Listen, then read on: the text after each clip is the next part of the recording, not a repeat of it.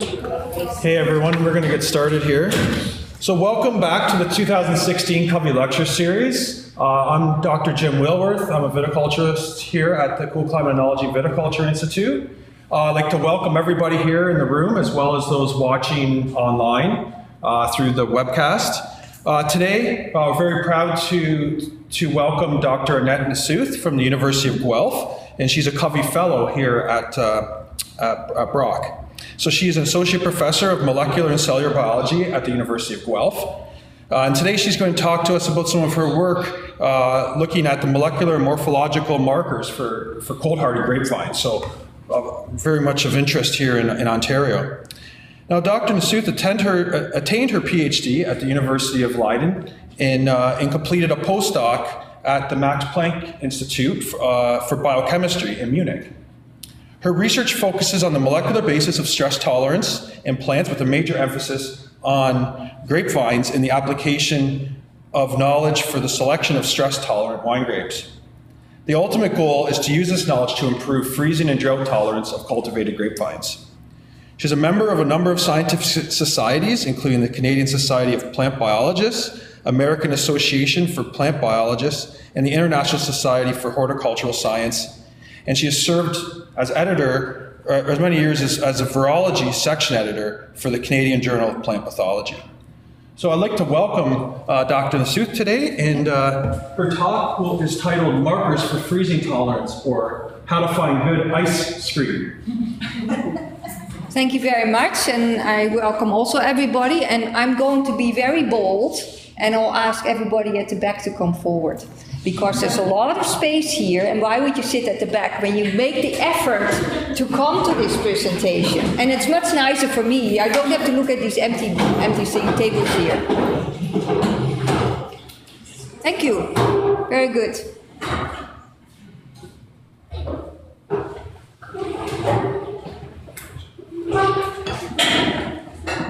And so while I'm going through this, if you have any questions already while I go along, don't hesitate. You can even jump in. You know, when something is not totally clear, you just say, oh, can you just explain that in a different way or whatever? Because the whole idea is that I'm talking about stuff and make it clear to you. So when that's not the case, you have to let me know.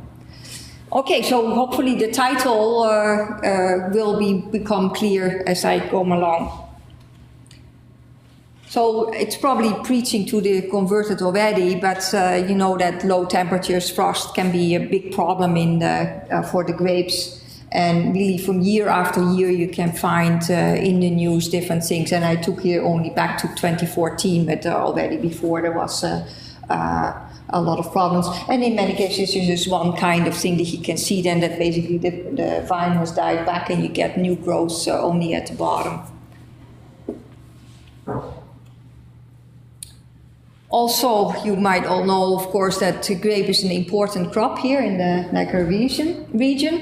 It's about 35% of the fruit crops here in Ontario. Really involves many jobs, lots of dollars, and most of those grapes are used to make wine. So that is an important part of the industry. And these wine can be either from some hybrids or some vinifera, so that are more the elite wines. And the elite wines here are more sensitive to the freezing temperatures. And what has been happening, what can you do against those freezing damage? You see on that picture, you see such a wind machine. And so what that can do is to invert the air. So you can have when you have a cold spell, you can have some warmer air higher up, colder air close to the vine. So when you mix that up, then that can bring up the temperature a few degrees, and that can be sufficient to prevent a lot of damage. The issue with that is that only will work if you do have this kind of phenomenon. If you would have more kind of weather that is windy, then there's no layers, so there's nothing to mix up anymore, so that will not work then. But in principle, that has been really adopted by many of the wineries here. As you probably know, when you go around, you can see these wind machines in many places. And in many cases, the decision to make that you activate these wind machines, everything costs money, so you don't want to put them on all the time. But you put them on when there is some information via the Wine Alert website that can tell you, okay, your wines are now, when you go to this temperature, then you have better switch on your machines or not. And so that's really very helpful. But an alternative would be to look for some wine grapes that are more winter hardy. Then you have to worry less. So that's what my goal is. And here, like I said, we have what kind of is it? Basically, you could ask the question: is it possible to have wines that are more winter hardy? Because maybe it's not possible. I mean, you're not going to grow grapefruit here, or no grapefruit or lemons. You're not going to grow here. So, in principle, it would be possible that you say, well, forget about it. It's not possible to get more vines that are more winter hardy. But actually, there is a precedent that there are some vines that are more winter hardy, and that's the wild grape, the Vitis viparia. And the common name of that gives it away already. It's called frost grape. So, hey, it's something to it. And that is one that is more native to North America and really more freezing tolerant compared to the Vitis vinifera. And the Vitis vinifera really comes, and especially ones that we are using here, comes here for the Mediterranean region. So it's not too surprising that has not evolved to be adapted to these freezing temperatures. But the thing is that Vitis vinifera really gives a much better tasting wine. The Viparia wines are really described as being foxy, so that is not a good term that you want to hear. So really what the question is what that we are asking is, what makes that one wine can have a better survival compared to another one? Now, when you think about that, when do plants, and plants in general, but grapes as well, when they do they become more freezing tolerant? They often go through a period that is a lower temperature. Even when you do some gardening, you might know that you have to harden off your plants before you put them out. They have to go to be exposed to a lower temperature, and then something changes in them and makes that they now are more winter hardy. And so that is the key point that I wanted to make here. So what is really happening? So normally, when you would have your plant and you expose it to -14, your Vitis vinifera, for example, it would die. But if you first expose it to this 4 degrees for a certain time period, now it can survive the -14 degrees and will be alive. However, if I go even lower in the temperature, it will still die, right? But it is already better.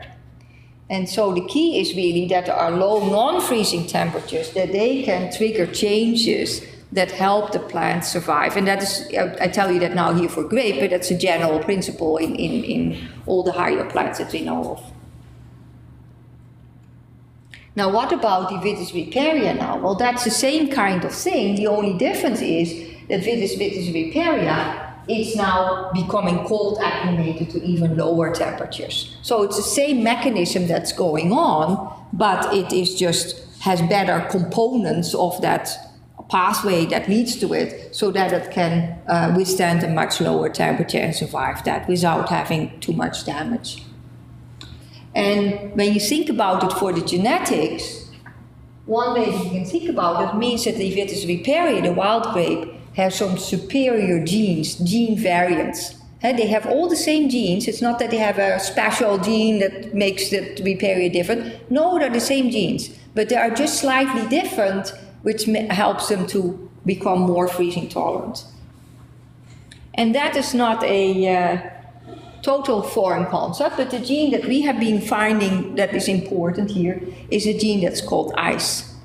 Okay? And it was found that when that ice is exposed to this 4 degrees, when it's in the plant, then it triggers this pathway via genes that are called CBF, genes that are called core genes, and that leads to freezing tolerant. So I don't know if any one of you, but some people that might be looking at, for example, the dehydrins or the polysaccharides or whatever you're looking at, that are the products of some of these core genes. So that's a downstream kind of thing for this. So that's really the key is that you have this ice gene is there, but that it is activated by this cold treatment to give more of that pathway. And so, like I mentioned already, the idea is now that the Vitis viparia have different variants of these different genes. And because it has different variants, that makes it more freezing tolerant. Now, there are some arguments that support this. For example, when people will be looking at what kind of genes are expressed in a plant that is at normal temperatures compared to a plant that's exposed to lower temperatures, you can find out that there's some changes in gene expression, and they find that many of those genes are these core genes. So for a large part, this seems to be true. I don't say here that this is the end all. There might be some other mechanisms as well. All these traits are very complex, so there's not just one solution for things. But this seems to be an important component of making a plant freezing tolerant. And so the same as we say Vitis viparia, the idea is that maybe also different cultivars have different variants of these genes.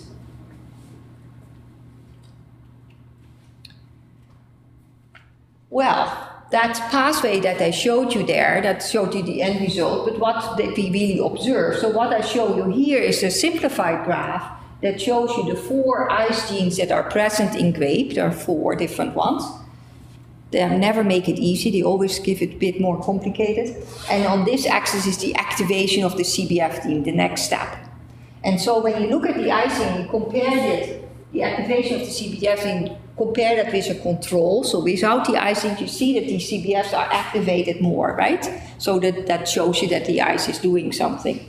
Now what happens now when I take the plant and expose them to this cold temperature? You see that in the case of ICE2 and ICE3, you see that now the activation goes up. And so that fits with that cold hardiness, that cold acclimation that I showed you earlier. You need a period of cold temperatures, low temperatures to activate that pathway, and that leads then to and that's what we see here. When we get cold temperatures, now we get more activation of that CBF.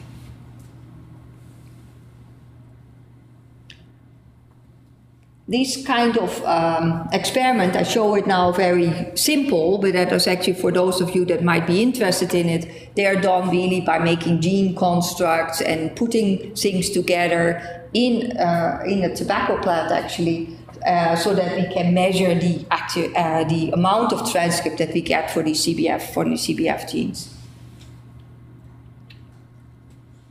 Now the next thing is, let's say here, so that this is happening, now is really this happening, do we get this freezing tolerance?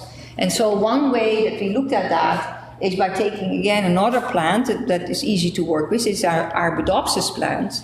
And what we have done with those, we've introduced into those, in this case, different of the CBF genes. Okay, and we show here an example of 2 different CBF genes from Vitis viparia.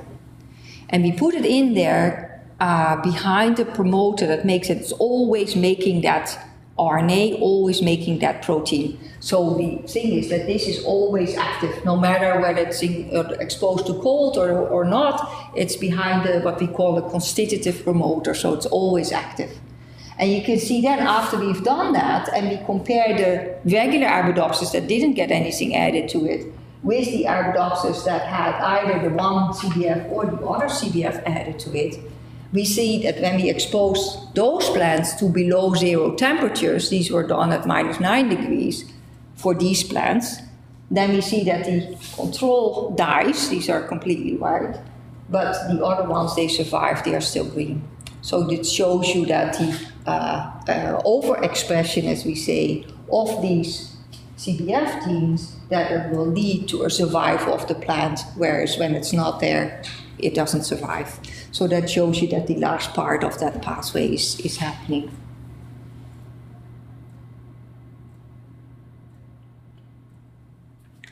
So now I want to go back a bit to the idea. So now we have that idea. Now the other idea was that the Vitis viparia had better gene variants compared to the Vitis vinifera, right? And that is not a foreign concept. That is what people know in many different cases. And I give you here the example. And there was, not too long ago, was a big argument what races were. If a race was determined, if somebody had a special gene or something like that. No, we have all the same genes, but it's different gene variants. Okay, so all these kids have the same gene, but some of the genes are slightly different than the other gene, other product. And so this actually is a thing that says that there is no gene for race. Is by an artist, Nancy Burson. She made then this composite to make that clear. This is, just slight variations, and immediately can have some, more pronounced changes that we can see, but it's really only because of the gene variants. Now that is a common thing for many organisms. And just to keep it closer to home, or closer to the Vitaceae that the grape belongs to, is an example here. So what you see here you might all know the Parthenopsis that's often used to grow against walls. Here is Ampelopsis, is also grown. They are just grown in temperate climates. You can find them here, probably here on campus. You will find them. These are actually often a pest in your garden when you have them in there. These are these 5-leaf things. But to the same family, the Vitaceae also belongs to Cissus quadrangularis. And see, this is the stem, but it's much thicker. It looks a little bit like a cactus, right? And it has leaves that are actually, you can recognize as like a Vitaceae leaf. But the big thing about these leaves is they can fall off. And the stem, you see that it is green, so actually that is also, can also photosynthesize. So the plant is less dependent on having these leaves there. This is another one, it's a tree grape. Well, you see here, maybe you can see it here, you have the trunk there, and then the leaves on top. And it's again the same idea, it can drop its leaves. And that's what I wrote down here. So really, the fact that these plants can drop their leaves and have a rounder shape, that reduces their water loss, because the water loss is usually happening via the leaves. So if these plants are growing in a tropical climate, so when it's very dry, then there might be a period that you say, oh, I better take care not to lose too much water. And yes, in principle, I would like to have those leaves, but I can still photosynthesize a bit. At least this one can still do very well. So I can still do something, but limit my water loss. These have the same genes, it's just different variants. Okay? And you can see here that when you have different variants, that in some cases you can see that, well, this is quite dramatic, that you can see the differences in the shape of the plant. So sometimes you can see that there's a difference, or in the people that you saw there, especially what's very clearly visible is the skin color. So some things are easy for us to recognize. And so the question that we were asking is, we have this, is that also leading to a change in the grape plant that I can see? Okay, I know that I'm interested in having this freezing tolerance. We can look at the different gene variants, but you have to realize there are many different gene variants. So when you would have to detect all of those in all the different plants that you're interested in, and they might all be different, that's a lot of work. The idea was, well, is there an easier way of going after this? Can you just look at the plant and see a difference? In the example for the tropical plants, you saw they were rounder and they can drop their leaves. So the question was, is there something that we can use to as an indirect way of finding out if this pathway is more active or not? And in scientific speak, we call that the phenotype. So that's always nice to have special words for things, right? Now, one thing that I already mentioned before, that's a thing that you can look at, is to look at really how your buds are surviving lower temperatures. And I assume most of you have heard of that.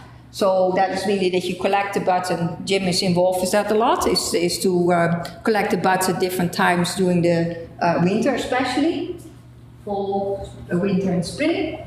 And that you then take these buds, you put them in a freezer, you go with the freezer, you go down to lower and lower temperatures, and you every time take some samples out, and then for each temperature you can determine how many of these buds die. Because when you now bring the buds after freezing back to room temperature, the water will flood back, and when the membranes were not good, it will break and the plant is just losing. You will see that there's a real browning of the plant. Here grapes are always more complicated because you have this composed buds, but anyway, you see that these are dead. And so you can calculate then at what temperature 50% of your bud are still surviving or not, or whatever preference you have. Some people look at 10%, some at 50%, whatever way you do it. And you can see then here that this is a dynamic thing. It's not that it is the same all the time, right? It changes over here. So in the fall, the plant becomes more and more tolerant to lower temperatures until it reaches a maximum. And then in the spring, it can come out of it again and then becomes more and more sensitive again to the lower temperatures. Now that's a fantastic tool that is there on the Vine Alert for the growers to look at. And so they can go any time of the year, they can have a look, okay, what is the situation at the moment, especially since samples are taken from different sites. And then they can determine, okay, what do I need to activate this wind machine or what is the case? The only disadvantage from this method is that it requires mature plants. So you have to have plants that already can make overwintering buds. The second thing is that it does need those overwintering buds. So you need to wait till the fall and the winter to do this test. It's not something that you do during the summer. But you know, that's what no method is perfect in all aspects, right? Now comes it in what we were thinking. So, these plants, some of the cells on the leaf surface, they become the stomata. That are these openings, these things you can open and close, and they regulate the gas exchange. And also regulate the water loss. When they open, you can lose water. When it's closed, it doesn't, because the rest of the leaf usually is coated with some cuticle that is waxy and that doesn't leave water out. And so when people look at these things, the normal stoma, the name stoma is Greek for mouse. And when you look at that picture, you can understand where that came from. It really looks like a little mouse there. So what was then discovered, the people that worked on this, they found that the protein, the gene that's involved in making these things is called scream. So the people for the stomata, they had that scream. The people for the freezing tolerant had that ice protein. And they say, hey, they're the same thing. They're exactly the same thing. Okay? So that is where my ice cream comes from. So, if I have that ice cream that is more active, then more of these epidermal cells will decide to divide to become a stoma. So the more active it is, the more decisions are being made to become a stoma, so the higher percentage of cells I will get that becomes a stoma. Yeah, is that clear? Okay. And so that's why we thought, hey, maybe we can use that as a measure, because what we want to know is how active that ice is. And so that gave us the idea, let's investigate if it is possible to use the stoma number and the stomatal index that we say, that's a different way of saying the percentage, to see if that correlates with the freezing tolerance.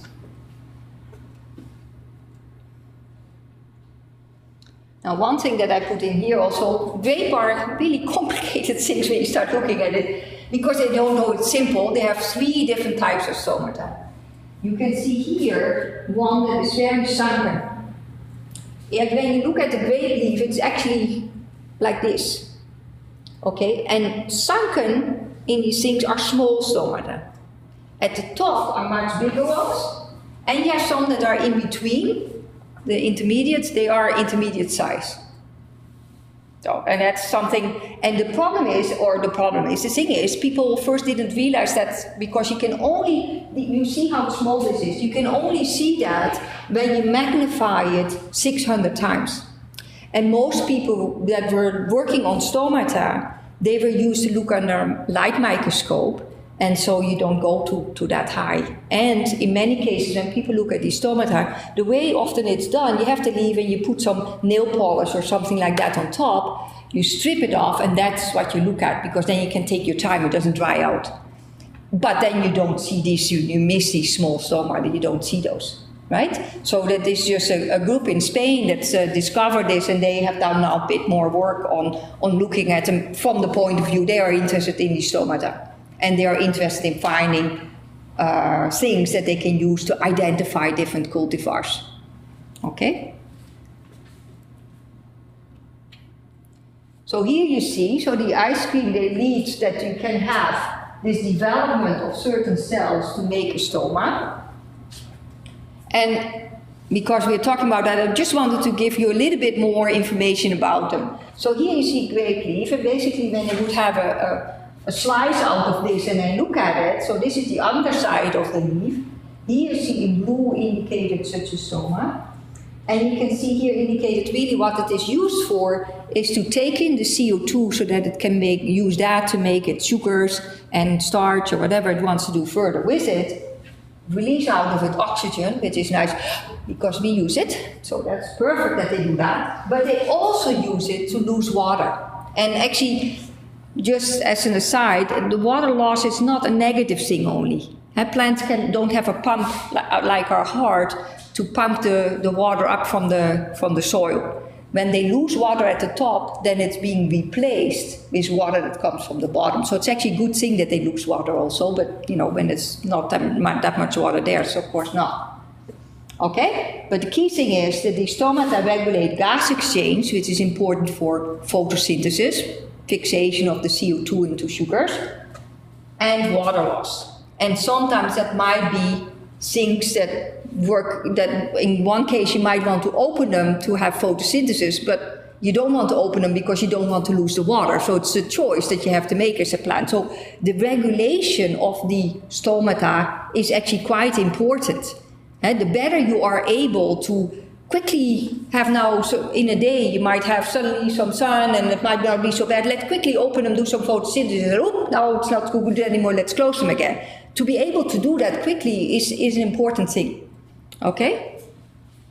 And now we get back. Oh, here's just a video that is from NASA that shows you, before I show you the video and just talk about it. So in green you see the vegetation, and in yellow you see the CO2.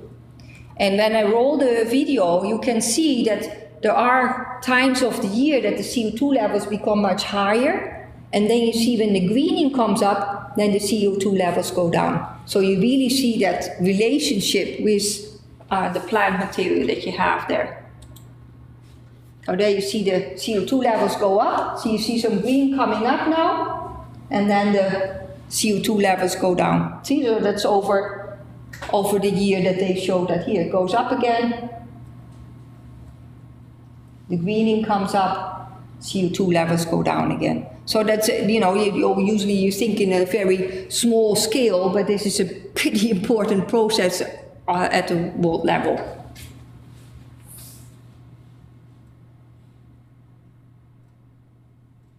I'll just let it go a little bit so that also people that are remote, that they can see that, has time to look at it, right?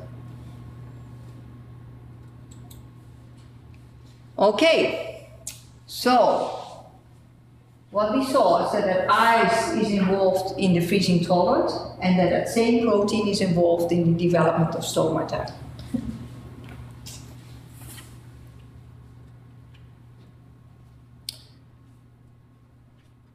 We wanted to prove that in a different way, to show that there's that direct correlation, okay? So and now I get into these tobacco plants. So what we did here, we made DNA construct, that we introduce, the DNA we introduce into the plant, and I won't go into the details now. If you want to know, you can ask me after. But what we can do then, this is a control, so that's a tobacco plant that we injected with basically stuff that will not give us any of the proteins that we're interested in as a control. And then we put in some of these proteins, because to make these stomata, it's not the ice that does it by itself. It does it together with a partner. And the ice protein is a type of protein, a basic loop helix protein, that always partners up with somebody. Okay, and in this case, for the first step, that would be what we call speech. Again, all these things are related to mouse, that they do things. Second one's called mute. Third one is called fama. Okay, and so when we now overexpress the speech, more speech, and I have color-coded here the different cells. This is the control, so I have a little bit from everything. And this is, of course, a small picture. We did more and more counts, but you won't be interested in knowing exactly the count. You can see better the idea from these pictures, right? So you see when they have more speech, you see that they have now more things in here, right? And the same we get when we overexpress the eyes. When we give more mute, this set, I see many more of these yellow ones. See that? Or these donut-shaped things around. And when I have more pharma, I see many more of immature stomata.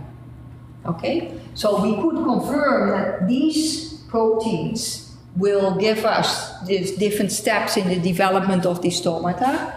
And we could confirm that when we overexpress the eyes, we also get a change.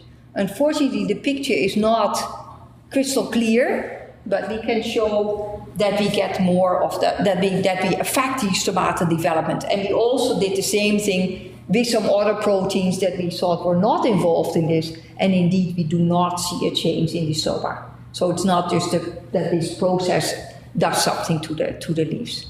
Okay? And at the moment, actually, so this is that we overexpress, so get more of these things there. We are now doing the same things, make a slightly different construct so that we introduce these things, but we disable them. And so, but they still put a lot of that in, and so we now will look for that it is not going to the next step, that it stops that step. And we have done that now for this speech, and that looks like we expect. We still have to do the mutant pharma. These things always take time.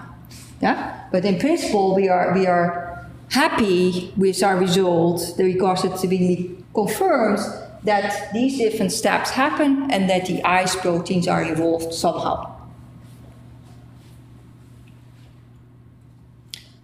So we thought, okay, maybe that idea is not so stupid to look at these stomata. Let's see if we can find more support for that.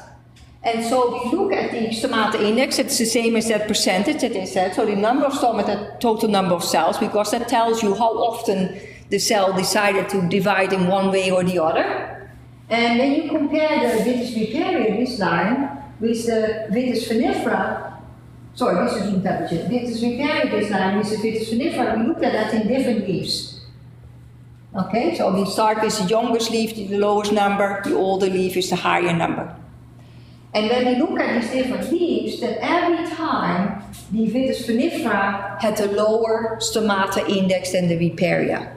The first are missing here because the vitis vinifera has, in the very young stage, you have a lot of hairs. You cannot see the stomata through the hairs, so we couldn't count there. But when you go to a later leaves, you can see it. And you see that these stoma, they increase, the index increases, and then around leaf 10, it stops. The leaf is then finished growing, so it will not produce any cells, the cell don't divide anymore. So that was great. The vitis viparia, which is more freezing tolerant, has a higher stomata index than the vitis vinifera, which fits with our idea that ice is involved in freezing tolerance and in making the stoma, right? Now on top of that, we see that when we go and give a cold treatment, that in both cases the stomata index goes up. We know that ice can be activated by cold to give you more freezing tolerance. We show now also that when we do cold treatment, we also get more stoma, which again fits with the idea that it is an indication. Yeah?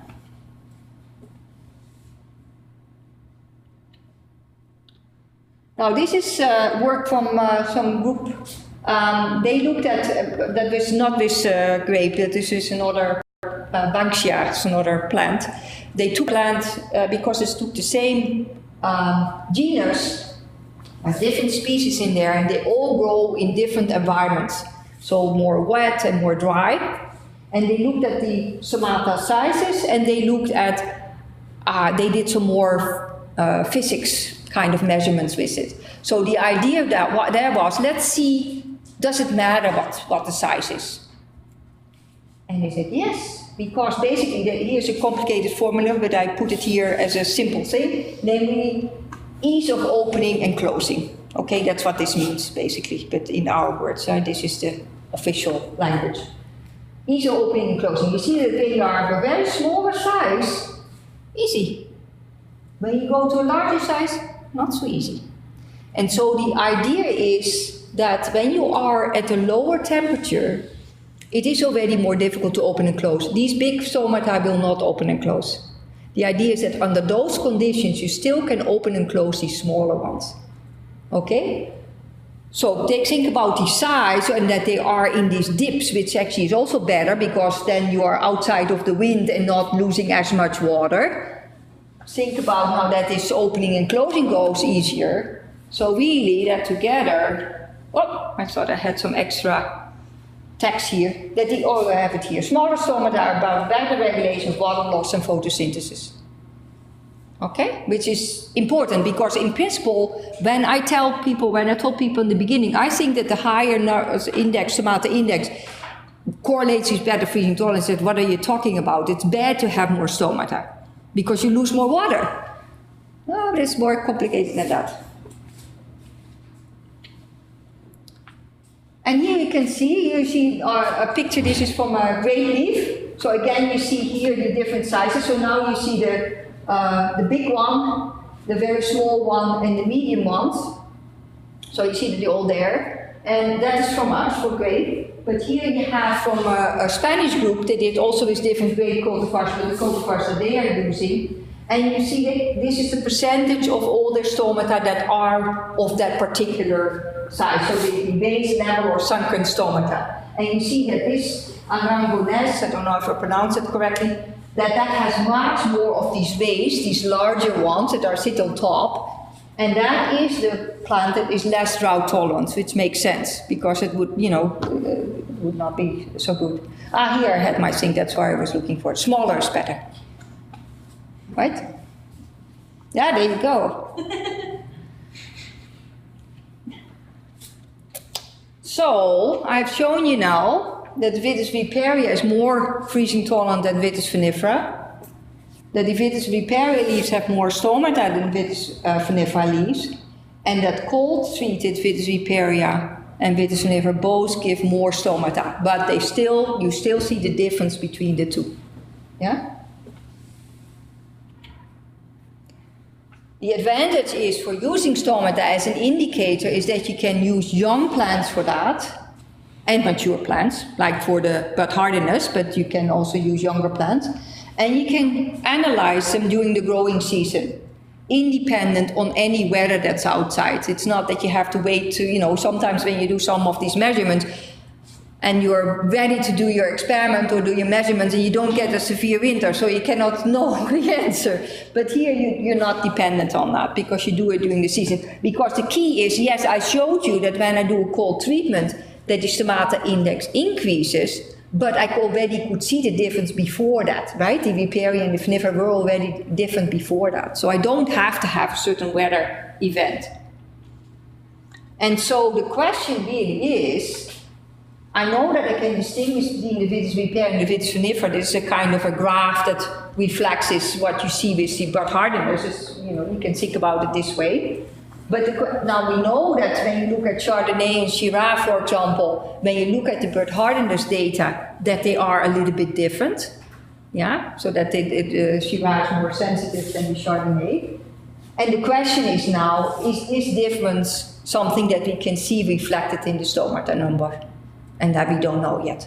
That's the next step. So the next step is to say, okay, we see that we can see that, but now we want to see, can we see this type of difference? And does it hold up? And even further, that would be for different cultivars, can we even see difference between clones? I have no idea. Maybe it's not possible. If you have done any experiment yourself, you know that when you want to see a difference and the differences are very small, you might have to count endless numbers, so maybe it's too much, but before you do the experiment, you have no idea. So that's what we're going for. And so another thing that we are interested in is whether it makes a difference on what rootstock you're on, because that is what some growers, just from their experience, get an inkling of. They have the feeling, okay, when I'm, for example, on a viparia rootstock, it might be more freezing tolerant than medicinal other rootstock. But let's do the experiment and see if we can see some difference here. And that is what Jim Wilbers and Debbie Ingalls are working on as well, looking at the bud hardiness. So luckily, the Niagara Peninsula Fruit and Vegetable Growers Association, long word, they gave me some money for this year so that I can do some tests on that. And I should maybe mention that the pictures that I showed you there, I told you it was very important to have the right magnification. For grape leaves, I have to go to 600 times.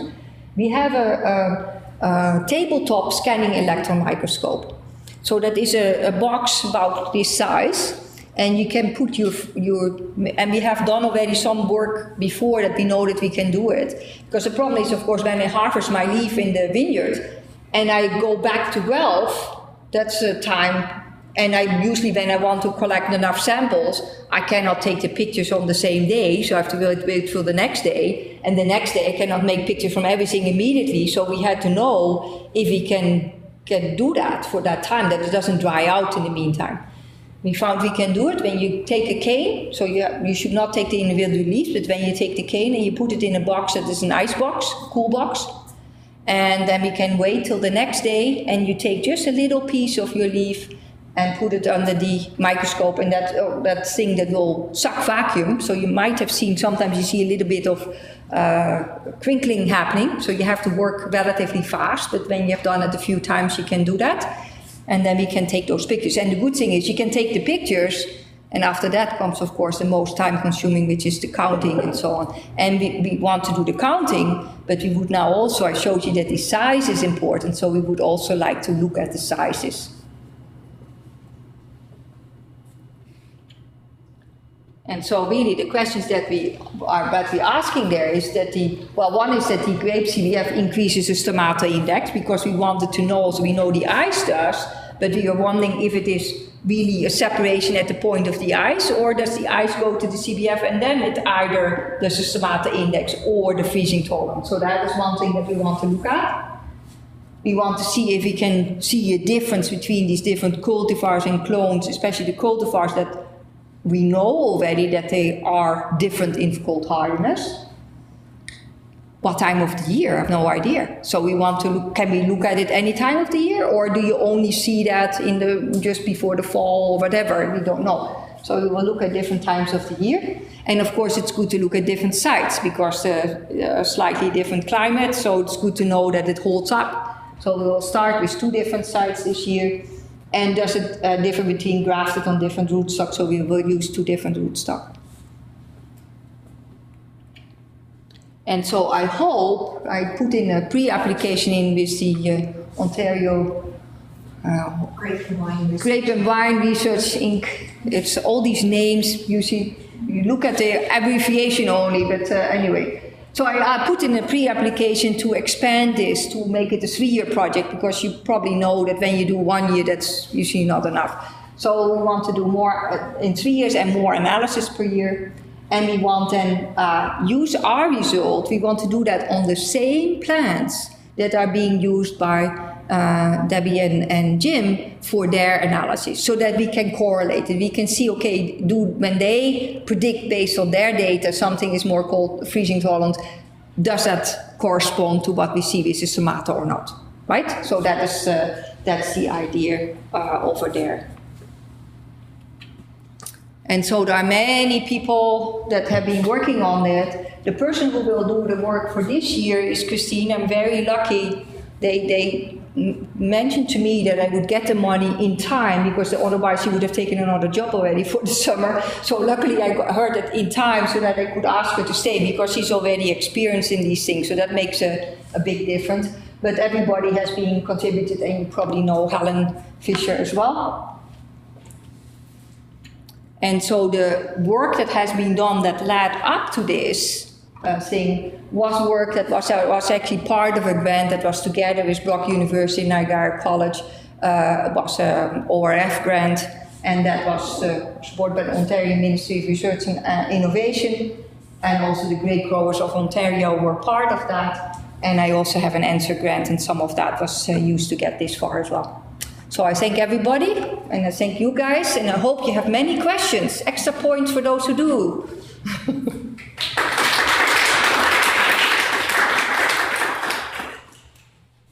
This time we'll take questions from the audience or anyone online. This technology, if it proves, that the stomatal index is an indicator of subsequent cold hardiness of the vine, this would have great application for, selections of clones For sure. and cultivars Yeah. for our region that, has some temperature pressures. Yeah, maybe I can repeat it for the people that are online. So the question was, or the comment was more, rightly so, that if this turns out to be a usable technique, then it means that you can select clones, and that makes a big difference, because actually many wineries are already dabbling into looking at clones. And they, at the moment, the major criterion for selection is to take the ones that seem to make good wine. But to get to that point, you have to plant out many vines already. Well, you have many clones, so which ones are you going to go for? You cannot bulk them up, all of them, right? So the idea is that this kind of technique might be something that you can use as a pre-thing, not as a definite thing, but as a pre-thing that you say, okay, I have here whatever, 10 different or 100 different clones. Which one am I going to bulk up to test if I can make good wine with it, right? So it is a tool in this process. It's not that's replacing everything that's been done so far, but it's just an important tool. Another thing is, and that would be for imported plants.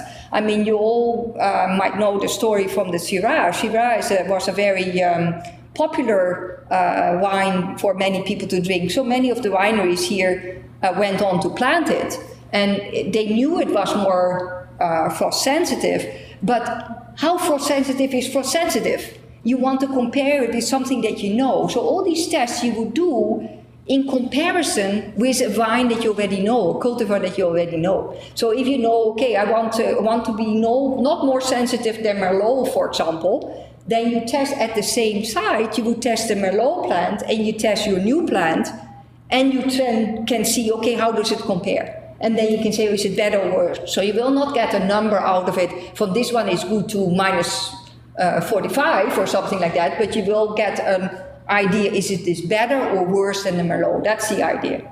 Yeah. Any other questions? Yeah. Well, I don't know, I guess it's like, I don't know, I'm just curious, so if you were to grow like, you know how like a Chardonnay that's around here, like has a different tolerance than a Chardonnay that's around like that's in California, right? Like, Yeah. So would like on the summer at the same like time of the year, would those have the same? No. So they would not. No, Okay. so that's why you have to do the test always at the site you want to use them. Okay. That's the same thing. Like for example, people also here tried to use some grapes that were from northern Italy, but they didn't know. So you have to try it at the site. But the point is, how many plants are you going to plant out? So the idea here is I can do it in young plants, so I can maybe even grow them in pots, just a few, next to in pots a Riesling and a Chardonnay or whatever. Do this test and already have a bit of an idea, and then decide, yes, let's go for it and plant out more, and then do my other tests and so on. Yeah? So that, no, you will, that's a good point, because just like you see that it changes over the year, it changes over the year because the climate is different. But of course you have different climates even in the same time of the year at different sites, so you have to do it at the site. Yeah. But that's the same with any test that you do. Yeah. Any other questions? All right, I'd like to thank you. Yeah, that's a, Oh, yeah. I have a question about Stomata. Like, about Stomata, yeah? yeah, you said the size matters, but if you ever go into the depth, how deep was the deep of the Stomata makes a difference?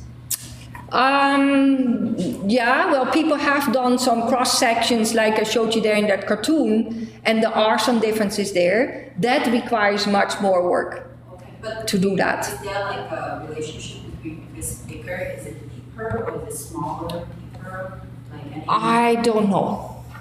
That might be, but I don't know if anybody looked at that really. I mean, there are some pictures out there, but just from 2 pictures I cannot draw any conclusion, right? And just the discovery that you have these different sizes, because initially people might have seen that there were some different sizes, but then initially you might think, oh, that the smaller one is still that hasn't grown to its maturity yet.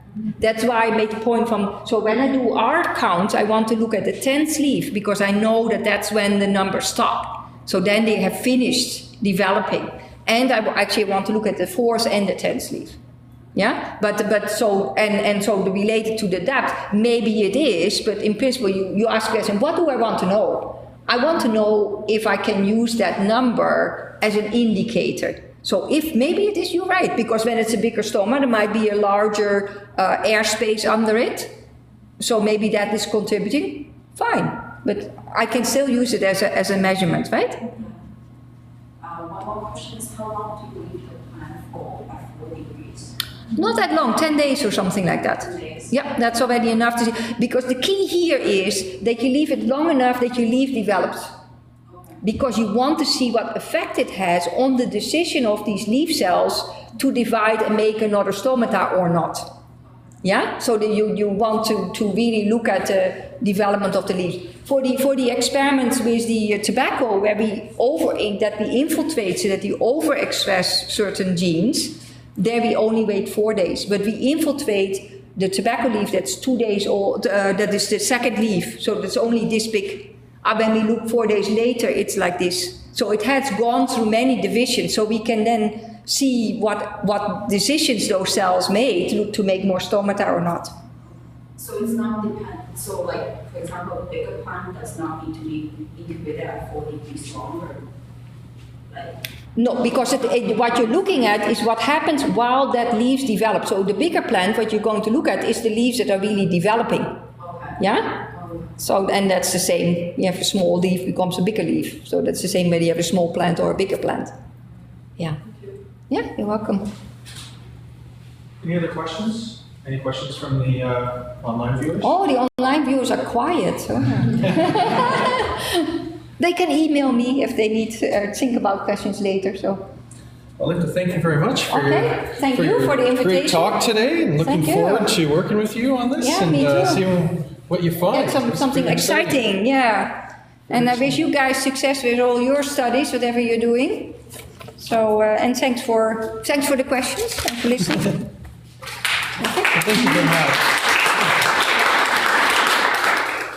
So next week, the lecture series continues, and we'll have a lecture from another CCOVI Fellow, Tek Thongpanel from Brock's Goodman School of Business. And his talk will be Supporting Local Wine in the Presence of Institutional Adversity, the Crucial Roles of Network Embeddedness, Innovation, Orientation, and Market Turbulence.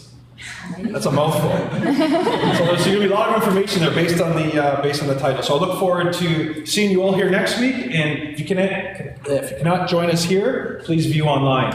And have a great week and stay tuned for next week.